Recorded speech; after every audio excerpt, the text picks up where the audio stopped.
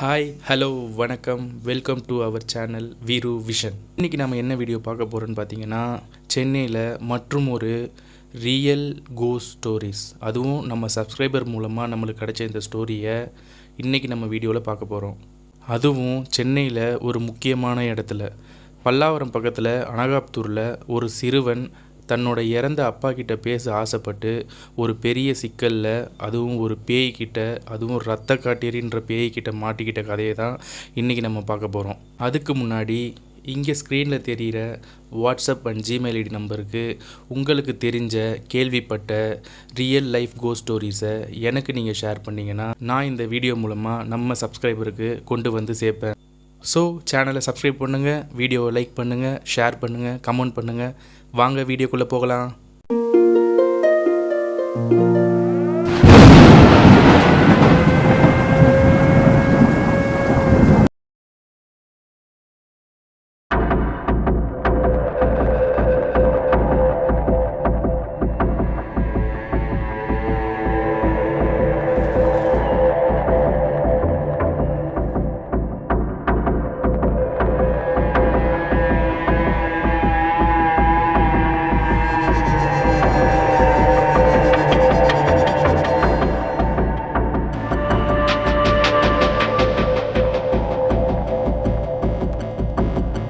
சென்னையில் மிக முக்கியமான இடங்களில் பல்லாவரமும் ஒன்று. பல்லாவரம் பக்கத்தில் அனகாபுத்தூர்னு ஒரு பகுதி இருக்குது. அங்கே பலதரப்பட்ட மக்கள் வாழ்கிறாங்க. அனகாபுத்தூர் எடுத்துக்கிட்டிங்கன்னா மிகவும் மக்கள் நெரிசல் காணப்படுற இடமாவே தெரியுது. அந்த இடத்துல ஸ்கூலு, காலேஜு, தேட்டரு எல்லா வசதிகளும் இருக்குது. இப்பேற்பட்ட இடத்துல நடந்த உண்மை நிகழ்வான இந்த அமானுஷ கதையை தான் இந்த வீடியோவில் நம்ம பார்க்க போகிறோம். இந்த கதையில் வேலன்னு ஒரு சின்ன பையன் வரான். அவனுக்கு வயசு ஒரு 12 வயசு இருக்கும். அவன் கூட பிறந்த ஒரு அக்கா, அம்மா, அப்பா, பாட்டி, தாத்தான்னு ஒரு கூட்டு குடும்பத்தில் தான் வாழ்கிறாங்க. இவன் அனகாபுத்தூரில் ஒரு ப்ரைவேட் ஸ்கூலில் தான் படிக்கிறான். வேலனுக்கு வாரத்தில் 5 நாள் ஸ்கூல். சனி ஞாயிறு வந்துட்டால் போதும் அவங்க ஃப்ரெண்ட்ஸோடு சேர்ந்து கிரவுண்டில் கிரிக்கெட் விளையாடுறது, இதே தான் வழக்கமாக வச்சுருக்கான். வீட்டில் ரொம்ப செல்ல பையன். வீட்டில் அவனோட அக்கா இருந்தாலும் அவங்க அப்பா இவனுக்கு மட்டும்தான் ஸ்பெஷலாக கவனிப்பார். அவ்வளோ செல்லம், எது கேட்டாலும் வாங்கி தந்துடுவார். அந்த மாதிரி ஒரு பையன், ரொம்ப சுட்டித்தனமாக இருந்த பையன், ஒரு சனிக்கிழமை போய் கிரிக்கெட் விளையாடுறான். அந்த கிரவுண்டில் மாலை ஒரு 5 மணி ஆகுது. 5 மணிக்கு வரைக்கும் கிரிக்கெட் விளையாண்டுட்டு இருந்த அந்த பையனுக்கு அன்னைக்கு தான் அந்த சோகமான சம்பவமும் நடக்குது. அவன் அந்த 5 மணி ஆகியும் அவன் கிரிக்கெட் விளையாண்டுட்டு இருக்கும்போது அவனோட ஃப்ரெண்டு ஒருத்தன் தூரத்துலேருந்து வேலா டே வேலா அப்படின்னு சொல்லி கத்திக்கிட்டே வரான். இவனுக்கு ஒன்றும் புரியல, என்னடா இவ்வளோ வேகமாக என் பேரை சொல்லி கத்திக்கிட்டே ஓடி வரானே, என்ன பிரச்சனைன்னு தெரியலையாட்டி இவனும் பேட்டு தூக்கி போட்டு என்னடா ஆச்சு அப்படின்னு கேட்குறான். உங்கள் அப்பா அப்படி சொல்லிட்டு ஒரு மாதிரி அழுறான், மூச்சு வாங்குறான். அவனுக்கு சொல்ல முடியல. ஒரு வழியாக அவன் அழுகையை நிறுத்தி மூச்சை அடக்கி, உங்கள் அப்பா இறந்துட்டாரா வேலா அப்படின்னு சொல்லி ஓன்னு அழுகிறான். வேலனுக்கு என்ன பண்ணுறதுன்னே தெரியல, என்ன சொல்கிறதுன்னு புரியல.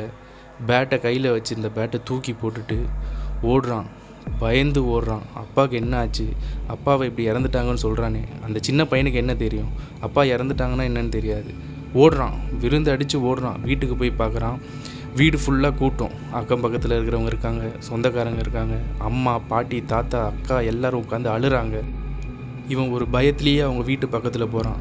உள்ளே போனால் அவங்க அப்பா ஹாலில் தலகாணி போட்டு கண்ணை மூடி எதுவுமே பேசாமல் வேலன் கூட ஆடி பாடி சிரித்து அவன் என்ன கேட்டாலும் வாங்கித்தர அந்த அப்பா வேலன் பார்க்கும்போது எதுவுமே பேசாமல் உடம்பில் விரல் கூட அசையாத அளவுக்கு படுத்துட்ருக்கிற அந்த கொடுமையை வேலன் பார்க்குறான்.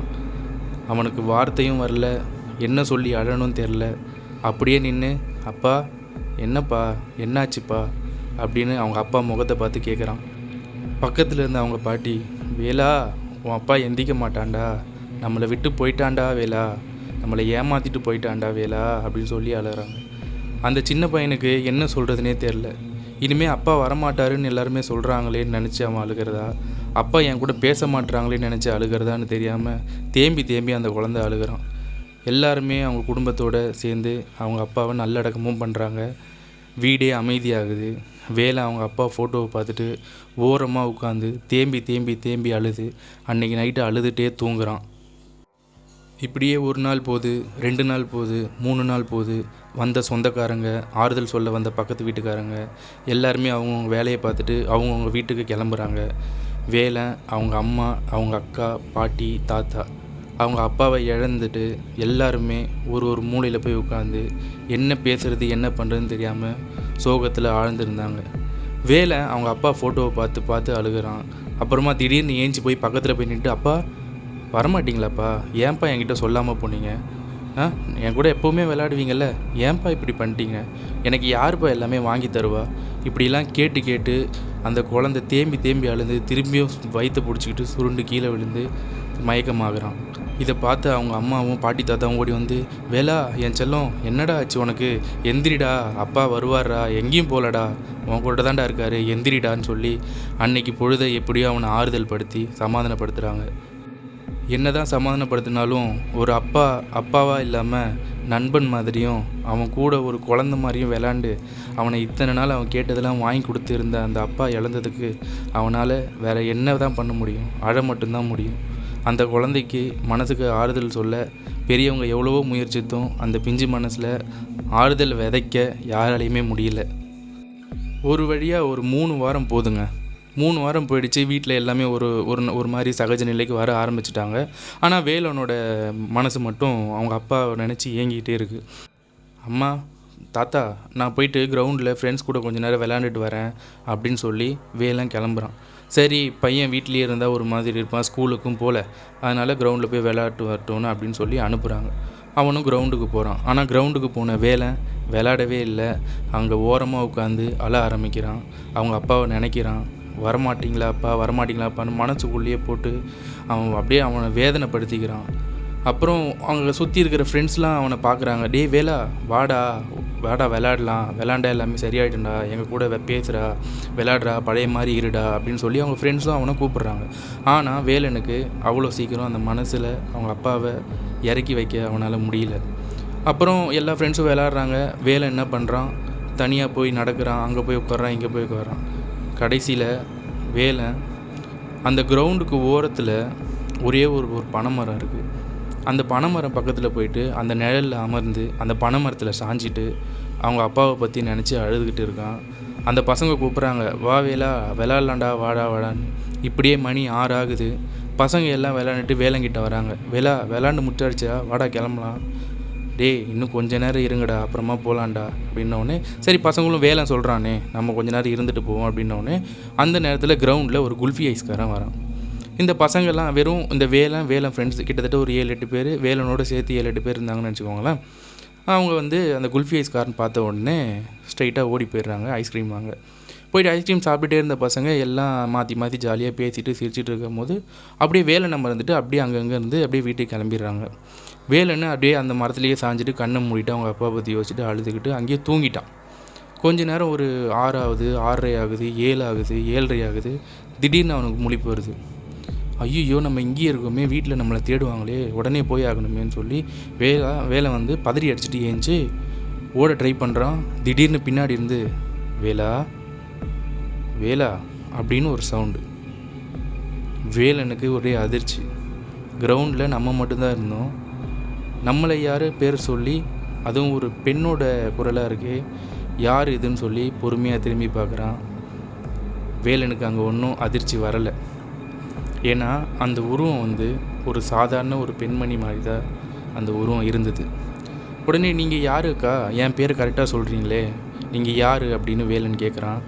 அவங்களும் சொல்கிறாங்க, நீ சாயந்தரத்துலேருந்து இங்கே தான் உட்காந்து அழுகிற, நான் பார்த்துட்டு தான் இருக்கேன், என்ன உன் பிரச்சனை சொல்லுடா, நான் அப்போ சீத்து வைக்கிறேன் சொல்லுடா அப்படின்னு சொல்கிறாங்க. அதுக்கு வேலன், இல்லைக்கா, எங்கள் அப்பா 3 வாரத்துக்கு முன்னாடி இறந்துட்டார், எங்கள் அப்பாவை என்னால் மறக்க முடியல, அதனால தான் அழுதுட்டு இருந்தேன், அழுதுகிட்டே நான் தூங்கிட்டேன், இப்போ டைம் ஆயிடுச்சு, வீட்டில் தேடுவாங்க, நான் கிளம்பி போகிறேங்க்கா அப்படின்னு சொன்னோடனே, ஏன்டா வேலை அழுகிற, இதுக்கெல்லாம் யாராவது அழுவாங்களா, நான் உங்கள் அப்பா கிட்டே பேச வைக்கிறேன்டான்னு சொல்லி அந்த பெண் உருவம் சொல்லுது வேலன்கிட்ட. வேலன் இதை கேட்டதும் சந்தோஷத்தில் அப்படியே ஆர்ப்பரிக்கிறான். ஒரு சந்தேகமாகவும் பார்க்குறான். இறந்துட்டாரே அப்பா, எப்படி பேச வைப்பீங்க, நான் உங்கள் அப்பா கிட்டே பேச வைக்கிறேன், நீ என்னை உங்கள் வீட்டுக்கு கூப்பிட்டு போவியா, அந்த பெண்மணி கேட்குறாங்க. வேலனும் அவங்க அப்பாவை இழந்த சோகத்தில் இருந்ததுனால, எங்கள் அப்பா கிட்டே பேசுகிறதுக்கு நான் ரெடி, வாங்க நான் உங்களை வீட்டுக்கு கூப்பிட்டு போகிறேன்ட்டு அந்த பெண்மணியை கையை பிடிச்சி வீட்டுக்கு அழைச்சிட்டு போகிறான். அவங்க வீட்டை அழைச்சிட்டு போயிட்டு இருக்கும்போது அவங்க வீடு ஒரு கிட்டத்தட்ட ஒரு ஒரு 50-100 அடியில் இருக்கும்போது அந்த தெருவு வரும்போது லெஃப்ட் திரும்பணும். அந்த லெஃப்ட் திரும்புகிற இடத்துல அந்த ஏரியாவோட முச்சந்தியில் அந்த பொண்ணு வந்து நின்றுது. வேணாப்பா நீ வீட்டுக்கு போ, நான் நைட்டு வரேன் அப்படின்னு சொல்லுது. இல்லைக்கா அதோ பாருங்கள் அந்த 3வது வீட்டில் மஞ்சள் கலர் லைட் எரியுது, அதுதான் எங்கள் வீடு, வாங்க எங்கள் அம்மா அக்கா பாட்டி தாத்தா எல்லாருமே இருக்காங்க, எங்கள் அப்பா கூட பேச வைக்கிறேன்னு சொன்னீங்களே அவங்களுக்கு கேட்டால் சந்தோஷப்படுவாங்க, நீங்கள் வீட்டுக்கு வாங்க அப்படின்னு சொல்லி அந்த பையன் அந்த பொண்ணை அழைக்கிறாங்க. அதுக்கு அந்த பொண்ணு என்ன சொல்லுதுன்னா, இல்லைப்பா இந்த டைமில் வந்தால் உங்கள் வீட்டில் ஏதாவது சொல்லுவாங்க, நான் நைட்டு 12 மணிக்கு மேலே உங்கள் வீட்டுக்குள்ளே வரேன், நான் பின்னாடி வழியாக வந்து நிற்கிறேன், நீ கதவை திறந்து விடு, நான் அப்போ வரேன் உள்ளே உங்கள் அப்பா கிட்ட உன்னை பேச வைக்கிறேன்னு சொல்லி அந்த பெண் உருவம் வேலன்கிட்ட சொல்லுது. சரி அக்கா அப்படின்னு சொல்லி அவனுக்கு ஒரு சந்தோஷம். ஏன்னா அவங்க அப்பா இறந்துட்டாரு, வரவே மாட்டாருன்னு நிறைய பேர் சொல்லி இந்த மாதிரி ஒரு வார்த்தை அவன் காதில் விழுது. அப்பா வந்துடுவார், அப்பா என் கூட பேசுவாருன்னு சொல்லி ஒரு வார்த்தை வந்தவுடனே அவனுக்கு எல்லையில்லா மகிழ்ச்சினே சொல்லலாம். உடனே சந்தோஷத்தில் வீட்டுக்குள்ளே ஓடுறான். அம்மா அக்கா பாட்டி தாத்தா, நான் அப்பா கிட்ட பேச போகிறேனே, என்ன ஒரு அக்கா அப்பா கிட்ட பேச வைக்கிறேன்னு சொல்லியிருக்காங்க, நான் பேச போகிறேன் இன்றைக்கி நைட்டு அப்படின்னு சொல்லி சந்தோஷப்படுறான். அவங்க பாட்டி தாத்தா அம்மாக்கெல்லாம் ஒரே டவுட்டு, என்னடா இவன் இப்படி பேசுகிறானே, ஒரு வேளை அவங்க அப்பா இறந்த சோகத்தில் அவரே நினச்சிட்டு இருக்கிறதுல இந்த மாதிரி ஆயிடுச்சோ அப்படின்னு நினச்சி அதை ஃப்ரீயாக விட்டுறாங்க. அன்றைக்கி நைட்டும் எல்லோரும் தூங்க போயிடுறாங்க. இரவு கரெக்டாக 11:50. இவன் டைமை பார்த்துட்டே இருக்கான். அன்றைக்கி அவங்க அப்பா கிட்ட பேசணுன்ற ஒரு சந்தோஷத்தில் அப்படியே டைமை பார்த்துக்கிட்டே இருக்கான். 11:50 ஆகுது. அந்த 10 நிமிஷம் அவனுக்கு இருந்த ஒரு அந்த பூரிப்பு, அந்த டைம் வரப்போகுது அப்பா கிட்ட பேச போகிறேன்னு 12 மணி அடித்த அடுத்த செகண்ட் குடுன்னு ஏஞ்சி அந்த பின் வாசல் கதவை திறக்கிறான். கதவை திறந்தால் அந்த பெண் சொன்ன மாதிரியே அவங்க வீட்டு பின்னாடி இருக்கிற கிணத்து பக்கத்தில் ஓரமாக வேலனை எதிர்பார்த்து காத்துட்டு இருந்த அந்த உருவம் அங்கேயே தான் நிற்கிது. வேலன் கொஞ்சம் கூட பயப்படலை, யோசிக்கலை. அவங்க அப்பா கிட்ட பேச வைக்க போகிற அந்த பொண்ணுக்கிட்ட போயிட்டு, வாங்க வீட்டுக்குள்ளே வரேன்னு சொல்லியிருந்தீங்களே, எங்கள் அப்பா கிட்ட பேச வைங்க வாங்க அப்படின்னு சொல்லி அந்த பெண்ணை உள்ளே அழைக்கிறான். அதுக்கு அந்த பெண் என்ன சொல்லுதுன்னா, இல்லைப்பா நான் ஸ்ட்ரெயிட்டாக உங்கள் வீட்டுக்குள்ளே வர முடியாது, நீ உள்ளே போ, உங்கள் அப்பாவோட ஃபோட்டோவுக்கு கீழே ஒரு விளக்கு எரியுது, அதை அணைச்சி விட்ட அடுத்த செகண்ட் நான் உள்ளே வந்து உங்கள் அப்பாகிட்ட பேச வைக்கிறேன் அப்படின்னு சொல்லி அந்த பெண் உருவம் வேலன்கிட்ட சொல்லுது. வேலனும் ஓடி வரான். ஓடி வந்துட்டு கதவை திறந்துட்டு அவங்க அப்பா பக்கத்தில் போயிட்டு, அப்பா நான் விளக்கு அணைச்ச உடனே என் கூட பேச வருவல்லப்பா அப்படின்னு சொல்லி அந்த விளக்கை அணைக்கிறான். விளக்கை அணைச்ச அந்த செகண்டு பின்வாசல் கதவு தானாக சாத்திக்குது. அதுவும் பயங்கர சத்தத்தில். வீட்டில் இருக்கிற எல்லாருமே எந்திக்கிறாங்க. வேலன் அவங்க அப்பா ஃபோட்டோ பக்கத்தில் நிற்கிறான் விளக்கை அணைச்சிட்டு.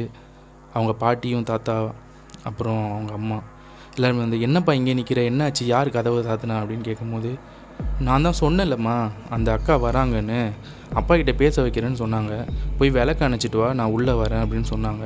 அதுக்கப்புறம் நான் விளக்கு அணைச்சம்மா, அப்புறம் கதவு தானாக காற்றுல சாத்திக்கிச்சு, அந்த அக்காவும் காணும் உள்ளே வரலன்னு வேலைன்னு சொல்கிறான். அவங்க அம்மாவுக்கு கொஞ்சம் பயம்.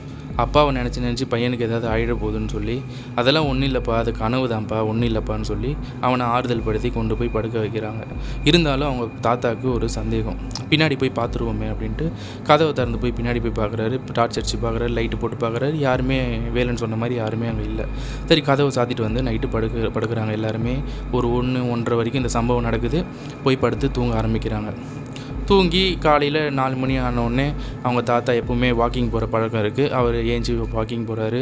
அவங்க அக்காவும் அவங்க அம்மாவும் ஏஞ்சி அவங்க வீட்டு வேலையை பார்க்க ஆரம்பிச்சிடுறாங்க. 7 ஆகுது, 8 ஆகுது, 9 ஆகுது.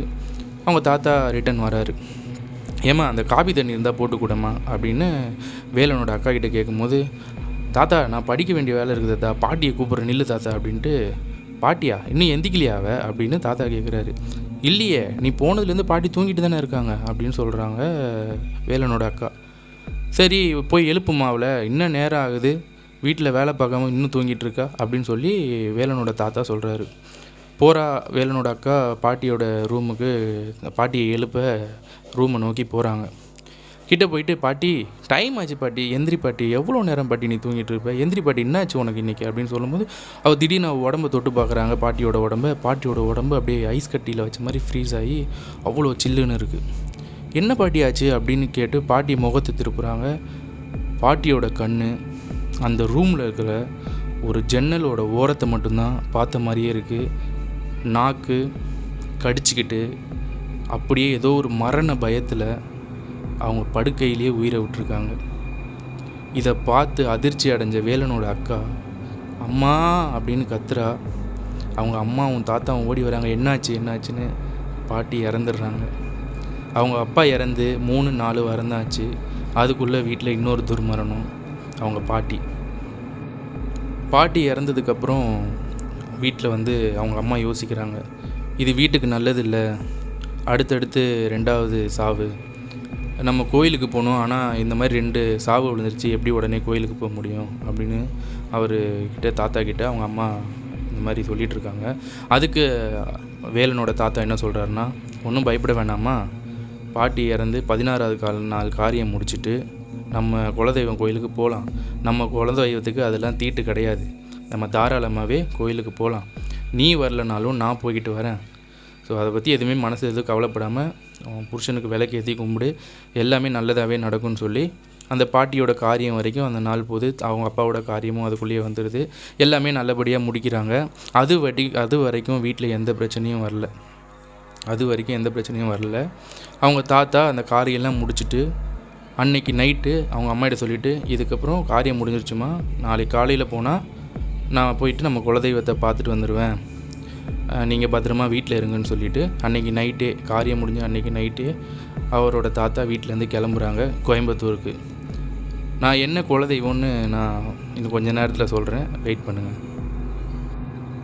அவங்க தாத்தா கிளம்புன அன்னைக்கு நைட்டு தான் அந்த வீட்டில் ஒரு அமானுஷம் இருக்குன்றத அந்த வீட்டுக்கே நிரூபிக்கிற மாதிரி ஒரு சம்பவம் நடக்குது. எப்பவும் போல் அக்காவும் தம்பியும் ஒரு ரூமில், அம்மா ஹாலில் படுத்துடுறாங்க. ஒரு 10 ஆகுது 11 ஆகுது, அப்படியே எல்லாருமே தூங்க ஆரம்பிச்சிடுறாங்க. கரெக்டாக அதே மாதிரி ஒரு 12-12:30 இருக்கும். நம்ம வேலன் காலடியில் நின்றுட்டு அந்த பெண்ணோட குரல் கேட்குது, வேலா எந்திரி வேலா, நான் உங்கள் அப்பா கிட்ட பேச வைக்கணும்னு சொன்னேன்ல, நீ தூங்கிட்டு இருக்க, எந்திரி அப்படின்னு சொல்லி ஒரு உருவம் அவன் காதில் அந்த சவுண்டு கேட்குது. அவன் அதுவும் அவன் கால் மாட்ட சுரண்டுறாங்க யாரோ. உடனே பயந்து போய் வேலை எந்திரிச்சு அந்த பெண்ணோட உருவத்தை பார்க்குறான். ஆனால் அப்போ பயப்படல அவன், ஏன்னா அவனுக்கு தான் அது பார்த்த முகமாச்சு. ஸோ அதை பார்த்துட்டு, அக்கா நீங்கள் பேசாதீங்கக்கா, ஆல்ரெடி எங்கள் அப்பா கிட்ட பேச வைக்கிறேன்னு சொல்லி நீங்கள் என்னை ஏமாற்றிட்டு அன்றைக்கி வீட்டுக்குள்ளேயே வரல தெரியுமா, நீங்கள் இப்படி ஏமாற்றுவீங்கன்னு எனக்கு தெரியாது, இல்லைனா உங்களை வீட்டுக்குள்ளேயே விட்டுருக்க மாட்டேன் அப்படின்னு சொல்லி அது நார்மலாக அந்த பொண்ணுக்கிட்ட பேசிக்கிட்டு இருக்கான். இவங்களுக்கு அவங்க பக்கத்தில் படுத்துகிற அக்காவுக்கு திடீர்னு ஒரு சவுண்டு கேட்குது. இன்னும் யாரோ பேசுகிற மாதிரி சவுண்டு கேட்குது, யார் அப்படின்னு கண்ணை கசக்கிட்டு பின்னாடி திரும்பி பார்த்தா வேலம் உட்காந்து எதிர்க்க யாரோ பார்த்து பேசிகிட்டு இருக்கான். என்னடா வேலை, யார்கிட்டடா பேசுகிற, இந்த மாதிரி நேரத்தில் ஏஞ்சி உட்காந்து யார்கிட்ட பேசிகிட்டு இருக்கேன்ட்டு, அக்கா என்னக்கா இங்கே பாரு, அந்த அக்கா நிற்கிறாங்க, இவங்க தான் அப்பா கிட்ட பேச வைக்கிறேன்னு சொன்னாங்க, நீ பாரு, உன்னையும் தான் பார்க்குறாங்க, தெரியலையே உனக்குன்ட்டு அவங்க அக்கா கிட்ட சொல்கிறேன். அவங்க அக்காவுக்கு ஒரே மரண பீதி. என்னடா சொல்கிற, எதிர்க்க நிற்கிதா, யாருமே இல்லையேடா, எங்கடா பார்த்து பேசுகிற அப்படின்னு சொல்லிட்டு, அக்கா நல்லா கண்ணை கசக்கிட்டு பாருக்கா அப்படின்னு சொல்லி கண்ணை கசக்கிட்டு பார்க்குறாங்க. நம்ம வேலன் சொல்கிற இடத்துல இல்லை. அக்கா அங்கே பாரு, அதுக்குள்ளே அவங்க வெளியே போயிட்டாங்க போ அப்படின்னு சொல்கிறான். அவங்க திரும்பி பார்க்குறாங்க. அந்த ஜன்னலை அப்படியே க்ராஸ் பண்ணுற அந்த உருவம் அன்னைக்கு ஒரு சாதாரண பொண்ணாக இல்லை, கருப்பு உருவத்தில் நீண்ட கருங்கூந்தலோட ரத்த வெறி பிடிச்ச ஒரு ஒரு அரக்கனை பார்த்த மாதிரி இருந்துச்சுன்னு அவங்க அக்கா சொல்கிறாங்க. அப்படியே அந்த உருவத்தை பார்த்து அந்த அதிர்ச்சியில் கத்துறாங்க பாரு ஒரு கத்து, அந்த வீடே அதிர்ந்து போகுது. வீட்டில் அவங்க அம்மா பதறி அடிச்சுட்டு ஏஞ்சி ஓடி என்னம்மா ஆச்சு அப்படின்னு சொல்கிறாங்க. அம்மா நம்ம தம்பி சொன்னதை நம்பலம்மா, நான் பார்த்தம்மா, அது பொண்ணு இல்லைம்மா, பேய்மா, ரத்த காட்டேரிம்மா, அதோட கண்ணெல்லாம் சிவப்பாக இருந்ததுமா, என்னை முறைச்சிட்டே போதுமா, எனக்கு பயமாக இருக்குமா இந்த வீட்டில் இருக்கவே, என்னம்மா பண்ணுறதுன்னு சொல்லி அவங்களோட வேலனோட அக்கா பதறி போகிறா. அவங்க அம்மா ஓடி போய் பூஜை ரூமில் இருக்கிற விபூதி எடுத்து அவங்க அப்பா ஃபோட்டோ பக்கத்தில் நின்று, நீங்கள் தான் எனக்கு கூட இருக்கணும், என் பிள்ளைங்களை பார்த்துக்கணும், எங்களை விட்டுறாதீங்க அப்படின்னு சொல்லி கையெடுத்து கும்பிட்டு வேண்டுறாங்க. இப்படியே கட் பண்ணால் காலையில் நம்ம வேலனோட தாத்தா கோயம்புத்தூரில் எல்லை கற்பராயர் கோயிலில் இறங்குறாரு. அந்த எல்லை கற்பராயர் கோயிலில் கால் எடுத்து வைக்கிறாரு. கால் எடுத்து வச்ச அடுத்த நொடி அந்த கோயில் இந்த பூசாரி சாமியாடின்னு சொல்லுவாங்க ஊரில், அவர் ஆக்ரோஷமாக ஆடிட்டு என்னை பார்க்க வர இவ்வளோ தாமதமா, என் கோயிலுக்கு வர தீட்டு இருக்கா, இப்படியெல்லாம் ஓப்பனாக கேட்குறாரு. அவர் எதுவுமே சொல்லலை, எந்த விஷயத்தையும் சொல்லலை, எதுக்காக வந்தாருன்னு சொல்லலை. ஆனால் அந்த பூசாரி சாமியாடி அவ்வளோ ஆக்ரோஷமாக வந்து கேட்குறாரு, ஐயா என் கஷ்டத்தை சொல்ல தான் உன் கோயிலுக்கு வந்தேன், எங்கள் வீட்டில் என்ன நடக்குதுன்னே தெரில அப்படின்னு சொல்லி அந்த பெரியவர் வேலனோட தாத்தா காலில் வந்து அழுகிறாரு. உன் வீட்டில் ஒரு உயிர் போகும், ஒரு சிறு உயிரும் போகும், ஒரு பெரு உயிரும் போகும், இதை யாராலையுமே தடுக்க முடியாது, இது விதி அப்படின்னு சொல்லி நம்ம எல்லை கருப்பராயர் வந்து அந்த சாமியாடி ரூபத்தில் வந்து சொல்கிறாரு. இதை கேட்ட நம்ம வேலனோட தாத்தா, ஐயா நீதாயா என் குலத்துக்கே தெய்வம், என் குலங்காத்த சாமி, நீதான் என் குடும்பத்தை காப்பாற்றணும் ஐயா அப்படின்னு சொல்லி கை கூப்பி நிற்கிறாரு. அந்த ஒரு செகண்டு எல்லை கருப்பராயர் அப்படியே அந்த சாமியாடி மேலே இருக்கார்ல, அவர் அப்படியே நிற்கிறாரு. விரலை அப்படியே அழுத்தி பூமியில் அப்படியே கால் விரலை அழுத்தி அப்படியே எம்பி அவர் கையிலேருந்து ஒரு எலுமிச்சை பழத்தையும் விபூதியும் எடுத்து அப்படியே அந்த பெரியவர் கையில் கொடுக்குறாரு. இதை எடுத்துட்டு நீ வீட்டுக்கு போ, அங்கே உன் பிள்ளைங்க ஆபத்தில் இருக்காங்க, இன்னும் 3-4 நாளில் நானே உன் வீட்டுக்கு வருவேன், நீ பயப்படாமல் என் பேரை வச்சு கும்பிட்டுட்டு நீ அந்த வீட்டில் இரு, நான் உனக்கு உதவிக்கு வரேன் அப்படின்னு சொல்லி அவரை வழி அனுப்பி வைக்கிறாரு எல்லை கருப்பராயர். அந்த பயத்தோடையும் சாமி கொடுத்த அருள் வாக்குனாலையும் தைரியத்துலேயும் கோயம்புத்தூர்லேருந்து கிளம்பி சென்னைக்கு வராரு. சென்னைக்கு வந்து அவங்க வீட்டு பக்கத்தில் கூட போல் அங்கேருந்து அலறி அடிச்சுட்டு அவங்க 3 பேரும் இவங்க தாத்தா கிட்ட ஓடி வருவாங்க. இந்த மாதிரி நைட்டு ஆச்சுப்பா, என்ன பண்ணுறதுன்னு மருமக கேட்க, நீங்கள் ஒன்றும் பயப்படாதீங்க, நம்ம கருப்பராயர் எல்லாத்தையும் சொல்லிட்டாரு, நம்மளுக்கு எந்த பிரச்சனையும் வராது, இந்த எலுமிச்சை பழத்தை கொண்டு போய் இன்றைக்கி வச்சு பூஜை பண்ணிவிட்டு நம்ம நைட்டு இருப்போம், எண்ணி 2 நாள் இல்லை 3 நாளில் நம்ம வீட்டுக்கு கருப்பராயரே வந்து அந்த துஷ்ட ஆன்மாவை வெளியே விரட்டுவாருன்னு சொல்லியிருக்காரு, அருள் கொடுத்துருக்காரு, ஸோ தைரியமாக நம்ம வீட்டுக்குள்ளே போவோம்னு சொல்லி கால் எடுத்து அந்த 4 பேரும் வீட்டுக்குள்ளே போகிறாங்க. ஆனால் அன்னைக்கு நைட்டு இன்னும் திடுக்கிடும் சம்பவம் நடக்குது. அன்னைக்கு நைட்டு எப்பவும் போல் சாமி கும்பிட்டுட்டு நைட்டு எல்லாருமே தூங்க போகிறாங்க. மணி அதே மாதிரி 12 தாண்டுது. இந்த வாட்டி வீட்டுக்குள்ளெல்லாம் அதால் வர முடியல. ஏன்னா கருப்பராயர் ஆசீர்வாதம் பண்ணி கொடுத்த அந்த எலுமிச்சை பழமும் விபூதியும் வீட்டுக்குள்ளே இருக்குது. ஆனால் அந்த துஷ்ட ஆன்மாவுக்கு ஒரு உயிர் பலி வேணும். அதனால் என்ன பண்ணுதுன்னா, அந்த ரத்த காட்டேரி வாசலில் நின்று கதவை தட்டுது. ஐயா யாராவது உள்ளே இருக்கீங்களா, கதவை தரங்க. சாதாரண ஒரு பெண்மணி குரலில். 2வது, ஐயா யாராவது உள்ளே இருக்கீங்களா, கொஞ்சம் கம்பீரமான ஒரு பெண் குரல். அப்புறம் ஐயா அப்படின்னு ஒரு மாதிரி ஆக்ரோஷமாக வாய்ஸ் மாறுது. கதவை திறக்கிறியா இல்லையா அப்படின்னு டம்மு டம்மு டம்முன்னு கதவை அடிக்குது. வீட்டில் இருக்கிறவங்க எல்லாருக்கும் தெரிஞ்சிச்சு, அந்த அமானுஷம் வந்துடுச்சு, அந்த பேய் நம்மளை பழி வாங்காமல் விடாது, சாமியோட இதை எடுத்து உள்ளே வச்சதுனால அதுக்கு கோவம் வந்துடுச்சு அப்படின்னு சொல்லி அவங்க தாத்தாவை சொல்கிறாரு.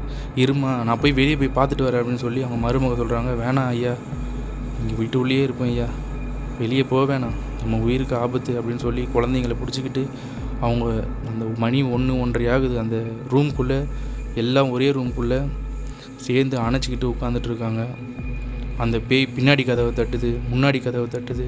டேய் வேலா, உங்கள் அப்பா கிட்ட பேசணுமா வேணாமா, கதவை தர, நான் உள்ளே வந்து ஒன்று உங்கள் அப்பா கிட்ட பேச வைக்கிறேன், அந்த எலுமிச்சை பழத்தை தூக்கி வெளியே போடு, அப்போ தான் நான் உள்ளே வர முடியும்னு வேலா பேரை சொல்லி கற்றுது.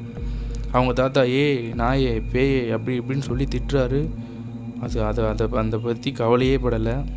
திருப்பி கதவை தட்டுதுன்னு சரி வருது. அப்புறமா திடீர்னு ஒரு கொஞ்ச நேரத்தில் அந்த இடமே மயான அமைதி ஆகுது.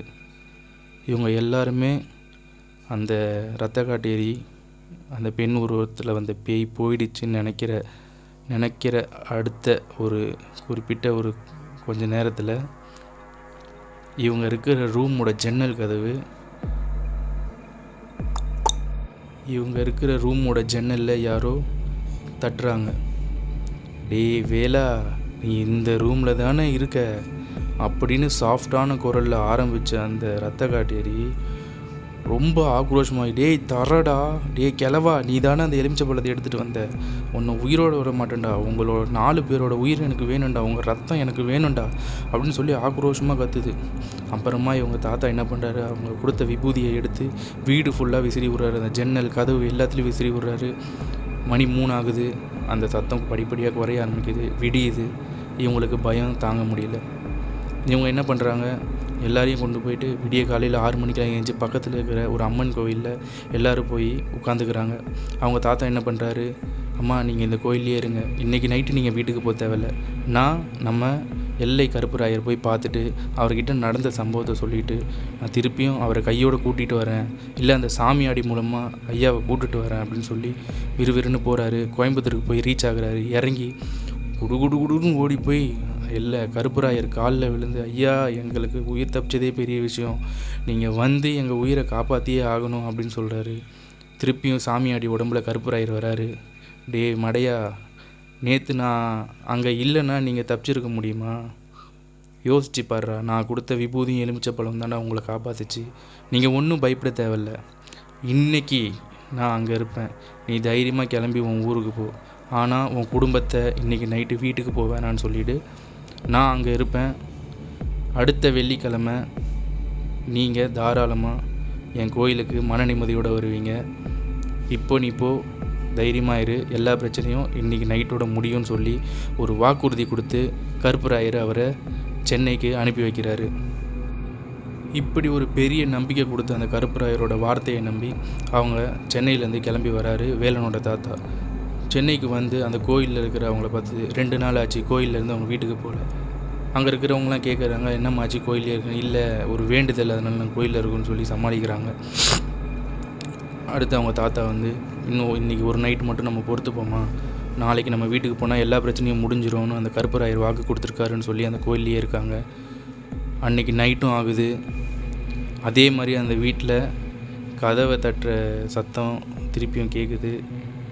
ஆனால் இந்த டைம் கதவை திறந்தது வேறு யாரும் இல்லை, நம்ம எல்லை கருப்பராயர் தான். அப்படி அருவாவை எடுத்துட்டு கண்ணு செவக்க மீசையை முறுக்கிட்டு, யார் நீ? என்னை கும்பிட்ற வீட்டில் என்னை கும்பிட்ற ஒரு மக்களை நீ உயிர் பலி எடுப்ப, நான் பார்த்துட்டு சும்மா இருப்பேனா? எங்கேருந்து வந்த? உனக்கு இவ்வளோ தைரியம் எப்படி வந்தது? என்னை இங்கே கும்பிட்றாங்கன்னு உனக்கு தெரியும்ல, தெரிஞ்சு ஏன் இங்கே வந்த அப்படின்னு கேட்கும்போது அந்த ரத்த காட்டேரி கூனி குறுகி முட்டி போட்டுட்டு கதறுது. ஐயா கருப்பராய ஐயா, எனக்கு தெரியாமல் வந்துட்டேன் ஐயா, நான் ஒரு பில்லி சூனியை வைக்கிறவங்கிட்ட ஏவல் பிசாசாக இருந்தேன் ஐயா, அவன் வேலை முடிஞ்சதும் என்னை பனை மரத்தில் அடிச்சுட்டு போயிட்டான் ஐயா. அதுக்கப்புறம் நான் ரத்த பசியோடு கிட்டத்தட்ட 6 மாதம் 7 மாதம் அங்கேயே தான் இருந்தேன். அப்போ தான் இந்த வேலன் வந்து என் பக்கத்தில் உட்காந்து அந்த மரத்தில் சாஞ்சு அழுதுட்டு இருந்தான். இவனை அங்கேயே கொண்டிருப்பேன், ஆனால் எனக்கு இவனோட ஒருத்தன் உயிர் பத்தாதுன்ட்டு தான் இவனை ஃபாலோ பண்ணி வீட்டுக்கு வந்தேன். என்னை மன்னிச்சிருங்க ஐயா, இனிமேட்டு நான் இங்கே வரவே மாட்டேன் ஐயா, என்னை மன்னிச்சிருங்க ஐயா, என்னை மன்னிச்சிருங்கய்யா, நான் இப்படியே போய்ட்றேன்யா, என்னை ஒன்றும் பண்ணிடாதீங்கன்னு சொல்லி அந்த ரத்த காட்டேரி பயங்கரமாக கதறுது. கருப்பராயன் காலால் எட்டி உதைக்கிறாரு. அப்போ அந்த வீட்டுக்குள்ளே ஒரு ஒளி பரவுது. அந்த இடமே ஒரு மாதிரி சாந்தமாகுது, அதாவது ஒரு குட் வைப் ஃபார்ம் ஆகுது. அடுத்த நாள் காலையில் விடியுது. வீட்டுக்குள்ளே வராங்க 4 பேரும். அவங்க வீட்டுக்குள்ளே வரும்போதே ஒரு நல்ல வைப்ரேஷன் அவங்களுக்கு தெரியுது. வீடு புனிதமான மாதிரி ஒரு வைப்ரேஷன் தெரியுது அவங்களுக்கு. அதுக்கப்புறம் அவங்க அந்த எல்லை கருப்பராயர் ஃபோட்டோவை பார்த்து கை கூப்பி கும்பிட்றாங்க. அப்போ திடீர்னு ஒரு சவுண்டு, ஏய் அப்படின்னு ஒரு சவுண்டு. திரும்பி பார்த்தா அவங்க தாத்தா உடம்புல எல்லை கருப்பராயர் வந்து, இனிமேல் உங்களுக்கு எந்த பயமும் இல்லை, இனி எந்த பிரச்சனை வந்தாலும் நான் உங்களுக்காக நிற்பேன், எதுக்குமே நீங்கள் பயப்பட வேணாம், எப்போவுமே நான் உங்கள் கூட இருப்பேன், உன் புருஷன் ஆத்மா சாந்தி அடைஞ்சிருக்கு, அவனோட ஆசை எல்லாமே நீ உன் பிள்ளைங்க ஒழுங்காக படிக்க வச்சு நல்ல ஆளாகணும்னு தான், அவனோட ஆசையும் உங்கள் கூடவே இருக்கும், நீங்கள் பயப்பட வேணாம், இனிமேல் உங்கள் வாழ்க்கை நல்லா இருக்கும்னு சொல்லி அவங்க தாத்தா உடம்புலேருந்து கருப்பராயர் போகிறாரு. அந்த வீடும் கொஞ்சம் சந்தோஷமான ஒரு சூழ்நிலையை உருவாக்கிட்டு அந்த கருப்பராயர் அவர் கொடுத்த வாக்கை நிறைவேற்றிட்டு அங்கேருந்து கிளம்புறாரு. இன்றைக்கி பார்த்த கதையை குமரவேல்ன்ற சப்ஸ்கிரைபர் தான் நம்மளுக்கு வாட்ஸ்அப்பில் ஷேர் பண்ணியிருந்தார். அவர் எங்கே இருக்காருன்னா பாம்பேயில் தான் இருக்கார். பாம்பேயில் ஒரு கம்பெனியில் ஒர்க் பண்ணுறாரு. அது எங்கே ஏதுன்னு சொல்ல வேணாம்னு சொல்லிட்டாரு. அந்த வேலன் நான் குறிப்பிட்ட அந்த பையன் பேர், அந்த பேர் ஒரிஜினல் பேர் கிடையாது. இதுக்கு அந்த கதை சொல்கிறதுக்காக நானாக சொன்ன பேர் தான் வேலன். ஏன்னா அவங்களோட பேர், அவங்க வீட்டு அட்ரஸ்ஸு, அந்த ஏரியா ஸ்ட்ரீட் நேம்லாம் எதுவும் சொல்ல வேணாம்னு சொல்லிட்டாரு. அதனால் அவங்க ஊர் மட்டும் நான் மென்ஷன் பண்ணி சொன்னேன். இது அவங்க சித்தப்பா வீட்டில் நடந்த உண்மை சம்பவமாக, இது அவரோட வாழ்நாளில் அவர் சாகிற வரைக்கும் மறக்க முடியாதுன்னு சொல்லி எனக்கு இந்த ஆடியோவை ஷேர் பண்ணார். அது மட்டும் இல்லை, நான் வந்து இப்போ தான் ஸ்டார்ட் பண்ணி ஒரு 4 வீடியோ தான் போட்டிருக்கேன். இந்த வீடியோவை பார்த்துட்டு அதுக்கு ரெஸ்பான்ஸ் பண்ணுற அளவுக்கு அவருக்கு ஒரு பெரிய மனசு இருக்குது. அதுக்கு நான் அவருக்கு நன்றி சொல்லிக்கிறேன். ஏன்னு கேட்டிங்கன்னா, எவ்வளோ பெரிய யூடியூப் சேனல்ஸ்லாம் இருக்குது, இந்த மாதிரி ஹாரர் ஸ்டோரிலாம் சொல்கிறாங்க. அவர் நினச்சிருந்தா அந்த சேனலுக்கு இவரோட ஸ்டோரியை சொல்லி அவங்கள ஸ்டோரி சொல்லியிருக்கலாம். பட் இருந்தாலும் ஒரு வளர்ந்துட்டு வர புது சேனல் ஆரம்பித்த ஒரு புது பையன் என்னை நம்பி ஒரு ஸ்டோரி சொல்லி அதை சொல்லி அதுக்கு அவர் மோட்டிவேஷ்னல் ஸ்பீச்சும் எனக்கு கொடுத்தாரு. இந்த மாதிரி நீங்கள் புதுசாக ஸ்டார்ட் பண்ணுறீங்க, நல்லா இருக்குது உங்கள் வீடியோ, பட் ஆனால் இன்னும் நீங்கள் கொஞ்சம் கஷ்டப்படணும், இன்னும் மேலே வர என்னோடய வாழ்த்துக்கள்னு சொல்லி அவரோட பிளெஸிங்கும் எனக்கு கொடுத்தாரு. Thank you sir, thank you for supporting me. இந்த மாதிரி உங்களோட சப்போர்ட் எனக்கு எப்போவுமே வேணும். உங்கள் சப்போர்ட் இருந்தால் கண்டிப்பாக நான் ஒரு நல்ல யூடியூபராக வருவேன்னு எனக்கு ஒரு நம்பிக்கை இருக்குது. அண்ட் இன்றைக்கி கதை பிடிச்சிருந்ததுன்னா இந்த வீடியோவை லைக் பண்ணுங்கள், ஷேர் பண்ணுங்கள், கீழே கமெண்ட் பண்ணுங்கள், மறக்காமல் சேனலை சப்ஸ்கிரைப் பண்ணுங்கள். ஸோ நாளைக்கு நெக்ஸ்ட் வீடியோவில் பார்ப்போம். அனைவருக்கும் தை திருநாள் நல்வாழ்த்துக்கள். பாய்.